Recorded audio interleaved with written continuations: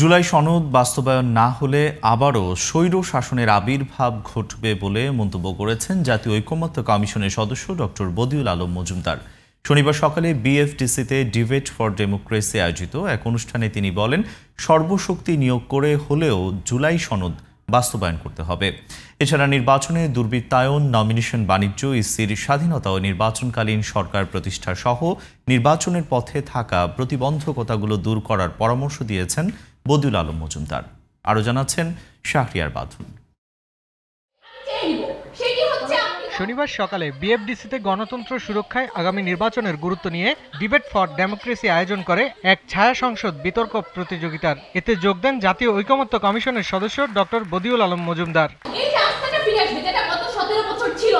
সংস্থাটির চেয়ারম্যান হাসান আহমেদ চৌধুরী কিরণ বলেন, আগামী নির্বাচনের মাধ্যমে ক্ষমতার পালাবদল দরকার, কিন্তু দুর্নীতির পালাবদল যেন না হয় সেদিকে খেয়াল রাখতে হবে।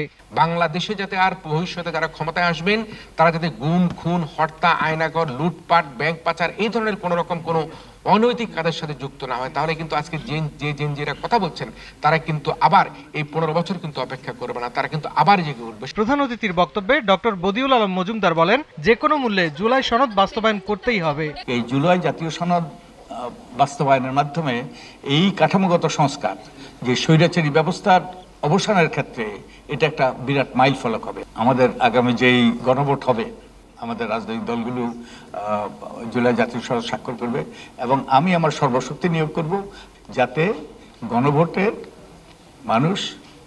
গণভোটের পক্ষে তাদের সম্মতি প্রদান করে। শুধু আগামী নির্বাচন নয়, যতগুলো নির্বাচন হবে সবগুলোই যেন সুষ্ঠু ও গ্রহণযোগ্য হয় সেই ব্যবস্থা নিশ্চিত করতে হবে, না হলে গণতন্ত্র রক্ষা করা কঠিন হবে বলেও মনে করেন ডক্টর বদিউল আলম মজুমদার। নির্বাচিত সরকার যদি মানবাধিকার সংরক্ষণ করে, আইনের শাসন প্রতিষ্ঠা করে, মানুষের অন্যান্য অধিকার, রাজনৈতিক অধিকারগুলো নিশ্চিত করে এবং জনগণের কার্যকর অংশগ্রহণ যদি নিশ্চিত করে, তাহলেই গণতান্ত্রিক উত্তরণ ঘটতে পারে। শাহরিয়ার বাঁধন, জিটিভি নিউজ, ঢাকা।